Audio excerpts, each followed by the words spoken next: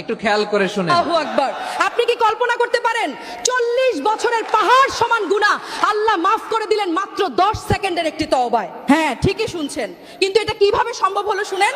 হযরত মুসা আলাইহিস সালামের আমলে অনেক দিন যাবত বৃষ্টি হয় না, ভয়াবহ খরা, আকাশ থেকে এক ফোঁটা পানিও পড়ছে না, মাটি ফেটে চৌচির, মানুষ পশু পাখি গরমে ছটফট করছে। মানুষের কান্নার হাহাকার দেখে হযরত মুসা আলাইহি তার উম্মতদের নিয়ে খোলা মাঠে সালাতুল ইস্তিসকা বা বৃষ্টির নামাজের জন্য দাঁড়ালেন। সবাই ভাবছে আল্লাহর নবী হাত তুলেছেন, এখনই অঝোর ধারায় বৃষ্টি নামবে, কিন্তু হলো তার উল্টোটা।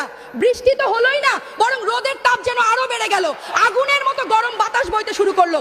নবী মুসা অবাক হয়ে আল্লাহকে জিজ্ঞেস করলেন, হে আল্লাহ, আমরা তোমার কাছে বৃষ্টি চাইলাম আর তুমি তাপ বাড়িয়ে দিলে, কারণটা কি? আল্লাহর পক্ষ থেকে জবাব এলো, মুসা, এই ভিড়ের মধ্যে এমন একজন পাপিষ্ঠ ব্যক্তি আছে যে গত 40 বছর ধরে টানা আমার নাফরমানি করছে। তার একটা গুনাহের কারণে আমি আজ